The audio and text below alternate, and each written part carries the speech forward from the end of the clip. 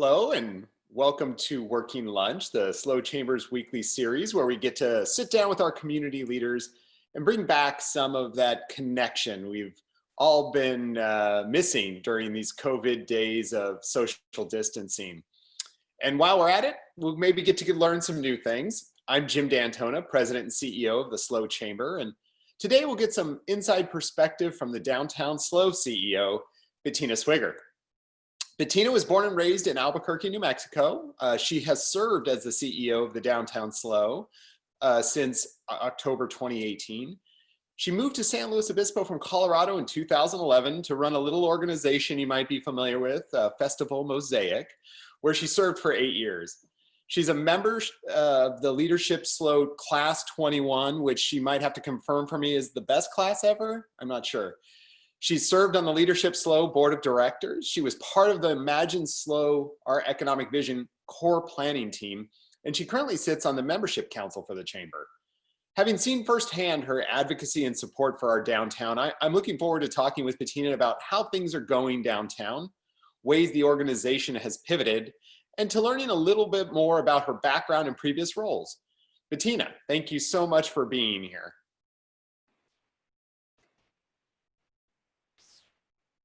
Hi, Jim. Great to be here. Thanks so much for the opportunity to join you on this working lunch. Certainly our pleasure. And, first, just how we always kick these off, first and foremost, where are you zooming in from today and what's for lunch? Well, I am zooming in from Downtown SLO's headquarters, which is at 1135 Chorro Street in downtown. I have a little nook in our office area in the upstairs. So we're right between FedEx and the Eureka Burger, and I'm in the office alone today. And for lunch, I have actually been running around all morning checking out all of the really cool parklets downtown. So sometimes they do this, sometimes they just have a power bar and some water for lunch. So that's what I'm going to do today. But this evening, since my fridge is kind of bare, I'm sure my boyfriend and I will get takeout from one of the wonderful downtown restaurants, and we'll enjoy that at home. That sounds fabulous, and it sounds like a lot of our lunches as we're running around during these crazy days. So tell us a little bit, about we like to know a little bit about your day and your shelter life. Obviously, you're an essential business, you're open, but when you're home, who are you sheltering with? What are new parts of your day in general, and how's it going? Yeah, so I think all of our lives have been dramatically turned upside down, but our downtown life certainly has changed and pivoted in ways that I couldn't even imagine a week ago, let alone 2 or 3 months ago. So our office, while we have lots of room to socially distance for our staff, we are actually not open to the public at this time because we had to cut down our staff considerably. A lot of the operations that our organization does are event driven. So things like the Thursday night farmers market, summertime concerts in the plaza, those aren't able to take place. So I'm in the office, but most of the time I'm in Zoom rooms like this one. And that can be a way of connecting with other people. As for my home life, I live with my boyfriend, and he is a business owner of a small business in San Luis Obispo as well. He has a sewing and manufacturing facility on Tank Farm Road where he has about 16 employees called SLO Sail and Canvas.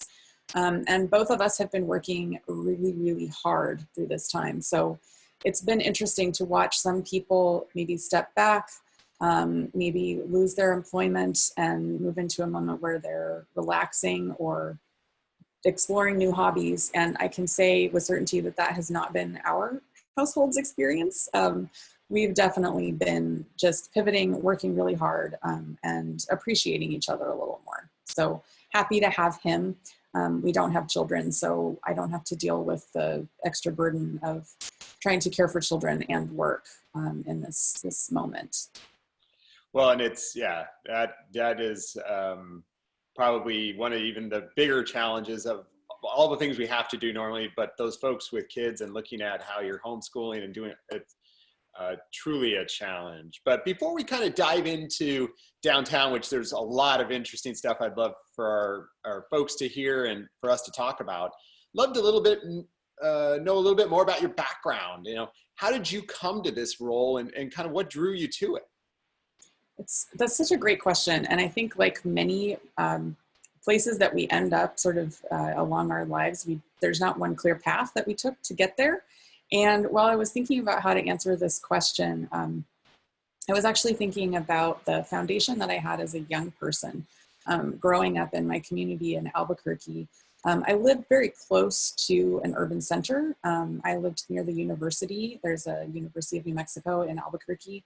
And I was walking distance from Central Avenue, which is one of the main roads that goes through there. It's kind of a cool place to hang out too. So when I was in high school, I played in a youth symphony. I did a lot of poetry. I did a lot of arts activities. And I hung out kind of in the university district. Later on, I went to college and I was in Colorado College, which is a liberal arts school in Colorado Springs. And it's just adjacent to the downtown in that area. I took a gap year, and before I moved to Colorado Springs, I lived in Durango, Colorado for a year.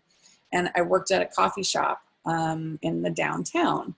And so I got to experience what that was like doing customer service. While I was in college, I worked a lot of different jobs, a lot of restaurant customer service, as well as a number of other work study positions. So while my kind of formal adult career has been mostly in nonprofit administration and that type of work, I really see myself as somebody who just is excited to meet people where they are in the community. And where that happens to be frequently is downtowns, and where there's activity and where people come together. So I have a passion for placemaking and bringing people together. And I always like to tell my team that we try to surprise and delight people.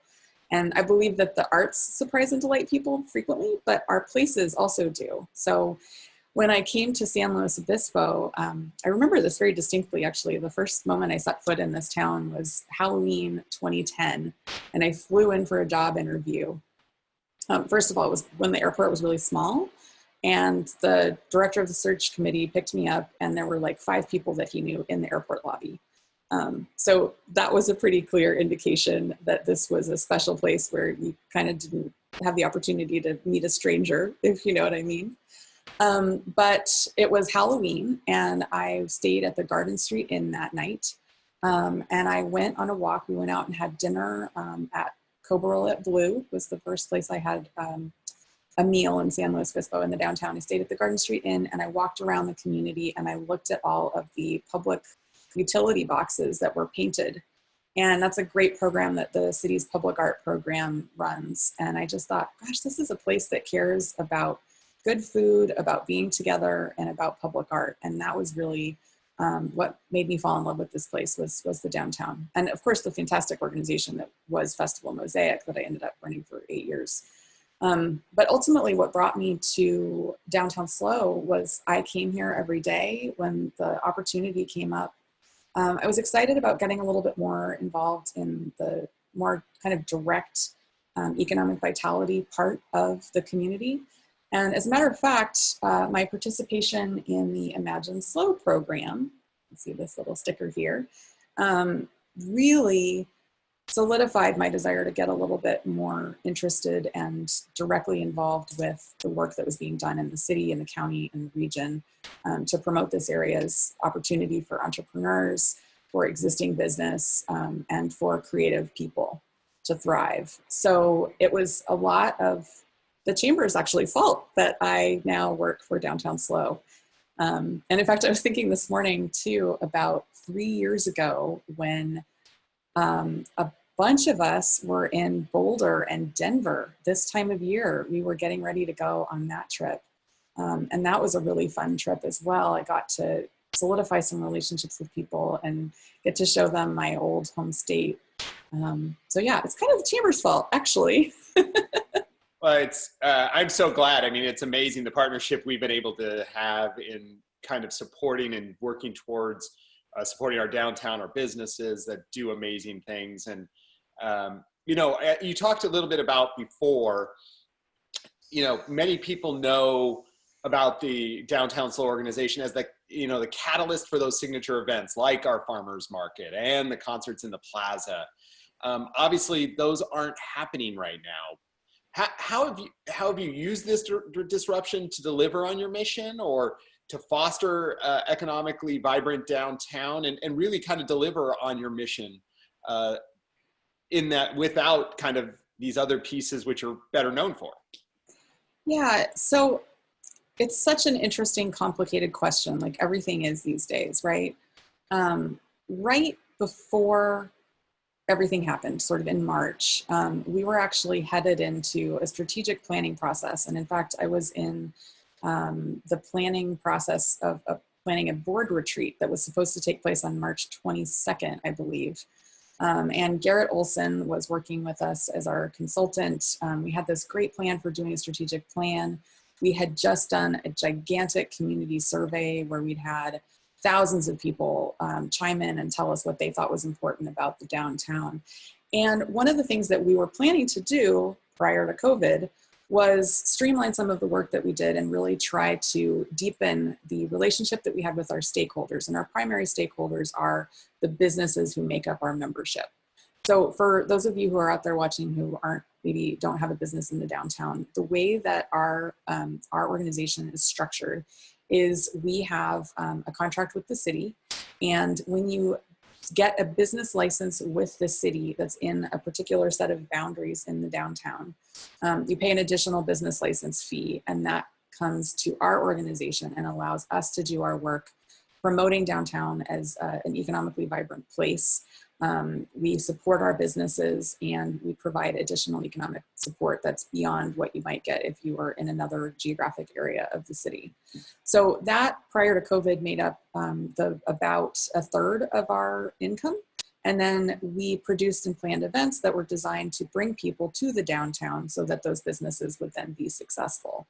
Well, without the events, we're still doing the work about marketing and communication. So that has actually been the primary focus of what we've been doing over the last 4 months, is having regular conversations with our membership. We have a series of weekly calls, and Jim, you join us every Monday morning. Thank you for that.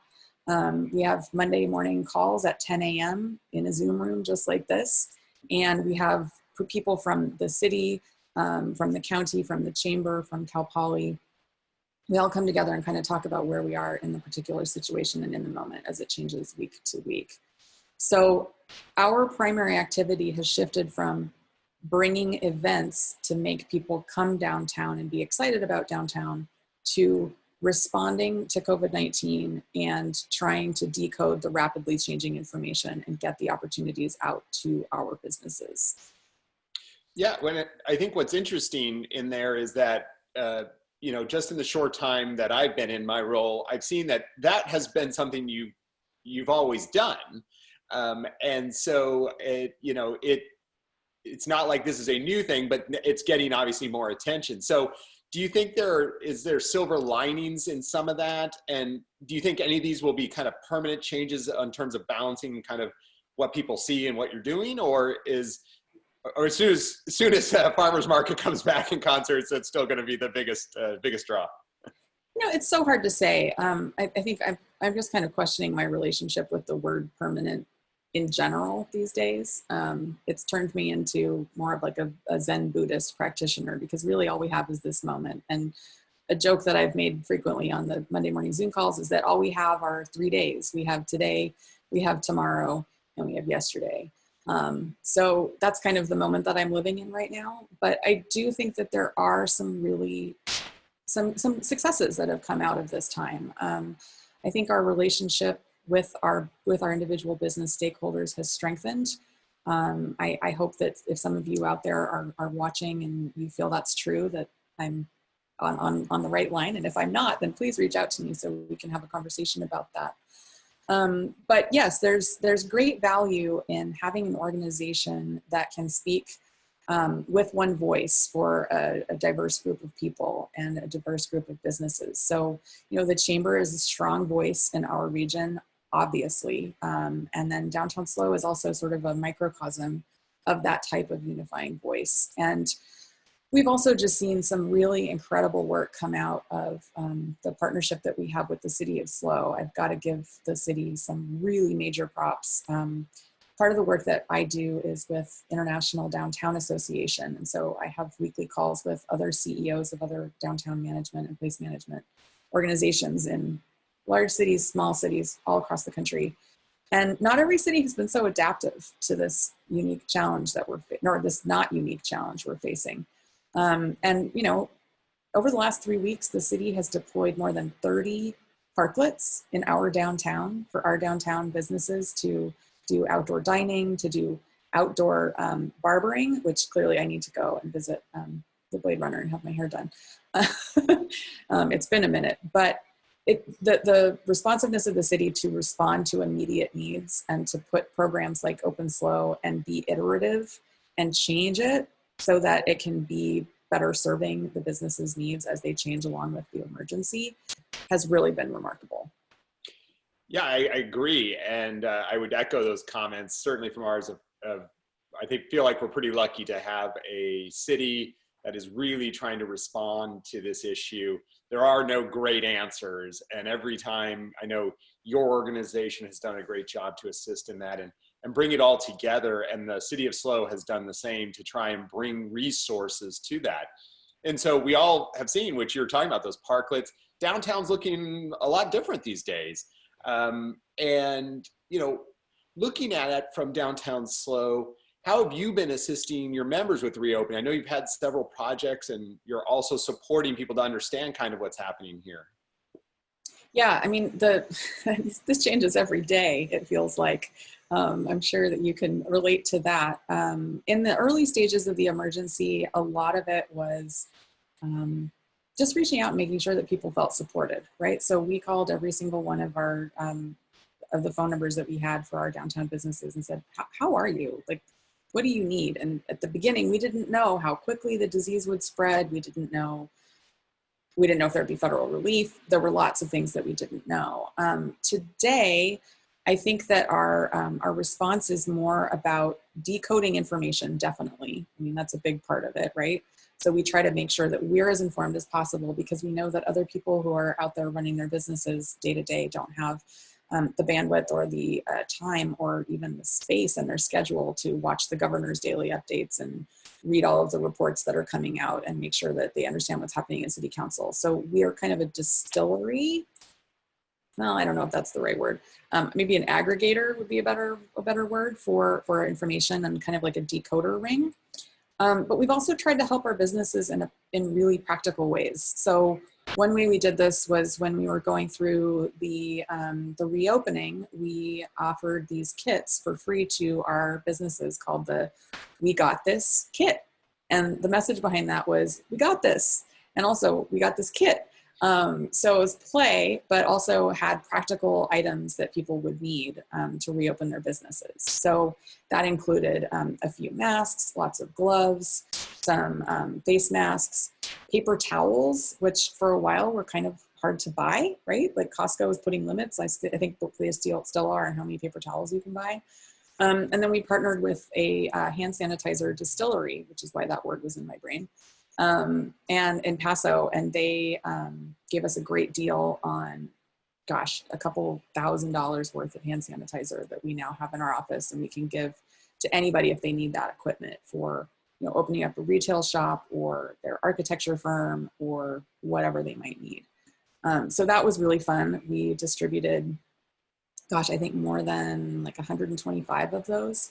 And our ambassador, Austin Bertucci, who goes out and cleans up our sidewalks and interacts with people and gives great sunshiny smiles under his mask these days, went out and gave those kits to people. So that was a practical thing that we were doing for folks as well. Yeah, well, it was amazing. It was truly, I know it was valued immensely by those businesses because it, you know, especially as we were coming out of that first wave, people weren't sure where they were going to find their PPE. So as you're talking about, I know you're in extraordinarily close contact with so many of your members, social distance contact, but yes. Of course. But, you know, in those connections, like you talked about your Monday meetings and your kind of walk-arounds and talks with folks, how do you feel like, how are people feeling this week? So this morning I was walking around and looking at all of the parklets, and it really is remarkable to see what how the downtown environment has changed. So my thinking as we move into this current phase of the emergency is that we really need to focus our work in three facets. The first is the environment. So what does the environment look like and how can we make it safe for business and commerce to happen safely? So that's like the parklets, all of these other activities that are going on.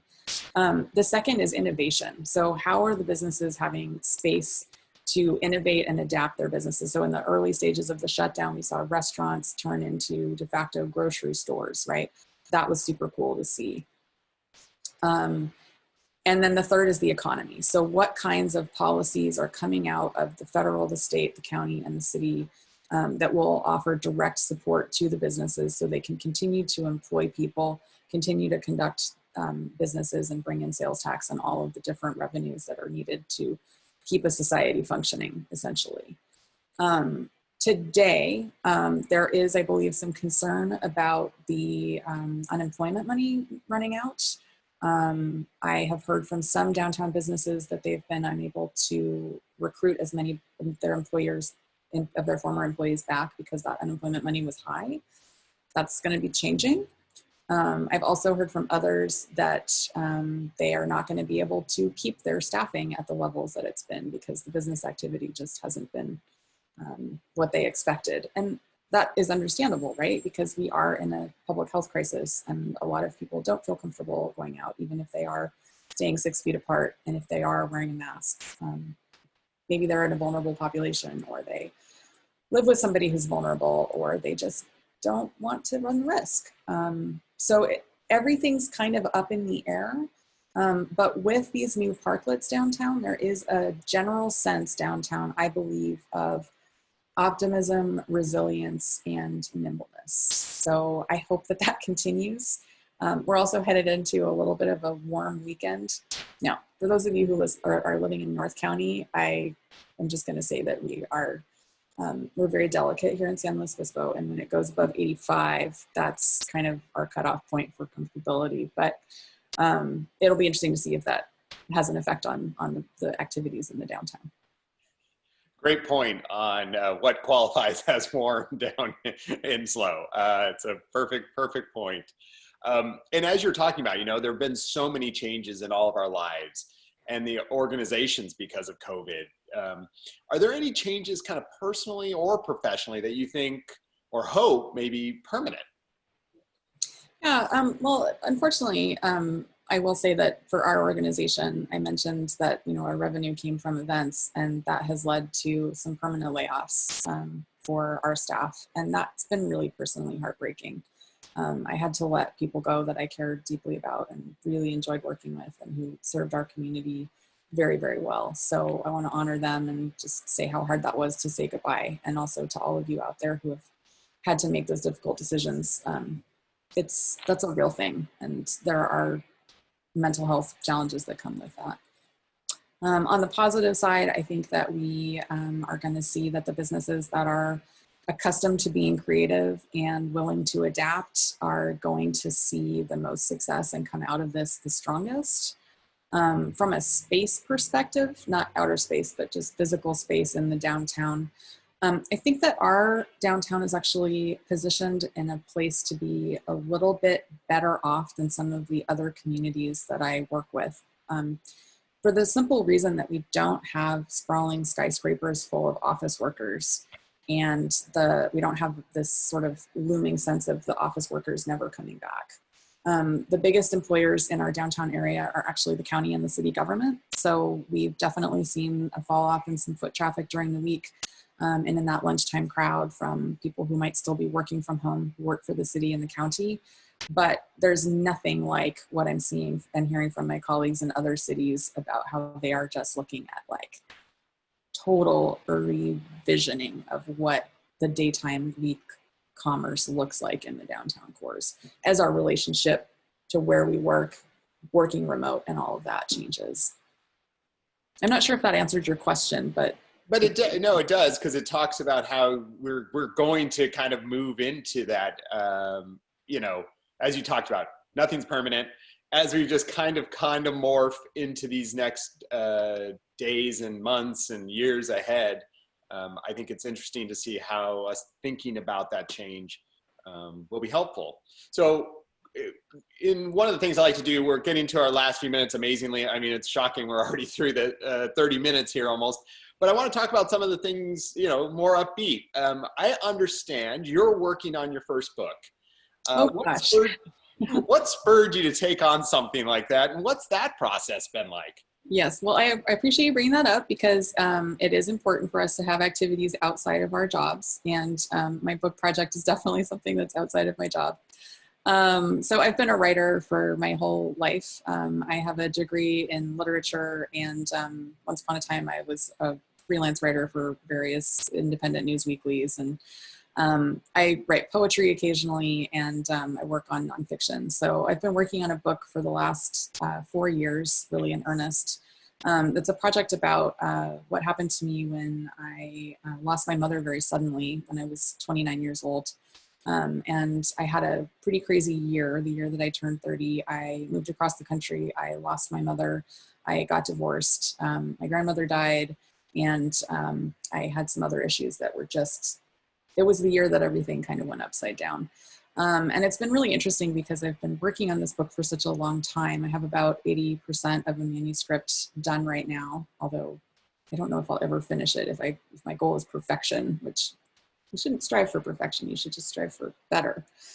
But I would like to finish that. And it's been interesting to look back on some of the chapters that were causing me trouble and puzzling me over the past before COVID. And to look back and see how dark I thought things were at that time, but how I came out of it with this really bright, shining space for joy that I didn't know that I had before. And how even in these troublesome times and worrisome times, I am better because I went through all of that darkness.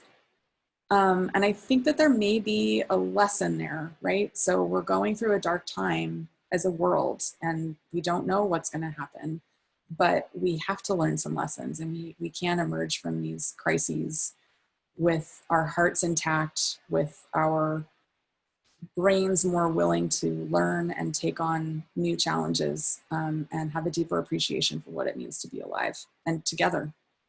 I would say that sounds like the timing of that could all come. I mean, again, obviously no one wants to go through those heartbreaks that you had, but an interesting segue and maybe helpful for folks, like you just said, during this time. So one final question we always end with, and kind of, what are you looking forward to this weekend? Well, this is a little bit basic, but I have gotten super into jigsaw puzzles during the quarantine. Like, I'm obsessed. And I have a puzzle that I've been working on for 3 weeks that's really, really difficult. And I'm just going to hunker down tomorrow morning, and I'm going to do my jigsaw puzzle. And that makes me sound so lame, but I'm actually really excited about that. And I'm also excited about going for a hike. I live very close to the South Hills. I love to hike there. It's about a 5-minute walk from my back door. So I'm looking forward to that. I'm looking forward to seeing how the downtown parklets continue to light up, and the trees that are getting brought in and the decorations that are going in. So I'll definitely spend a little bit of time downtown. And I'm looking forward to recharging a little bit so that we can come back on Monday and do it all again. Yep, all the way into August. So we've done this now for 4.5 months, and congratulations, you're doing great work to help kind of keep the focus and moving the economy forward, because we need a healthy city needs a healthy economy, and a healthy economy needs a healthy city. You've been doing great work to try and help that. So thank you so much for eating lunch with us. We certainly appreciate you giving the time. You got your protein bar, so looking forward to the takeout later, I'm sure. Yes, always. Takeout today is what we say over here. So thank you, Jim. This has really been fun to spend some time with you, and I'll look forward to seeing you on our Monday downtown call. And if any of you are out there watching and you want to participate in those, just shoot me a line. I'll be on Facebook answering any questions people might have. So thanks. Yeah, and I know you have some resources. So folks watching, or if you're watching afterwards, check out the comments section. I think Bettina will share some great maps and information of what's going on. Yeah, and downtownslo.com is a great place to find out that information too. So thank you, Jim. Thanks so much, Bettina. So for the rest of you, thanks so much for joining us. We certainly hope to see you next week. If you have an idea for a future working lunch guest or someone you want to learn more about, send us an email at slochamber@slochamber.org. Thanks for tuning in. Have a wonderful weekend. Please stay healthy out there.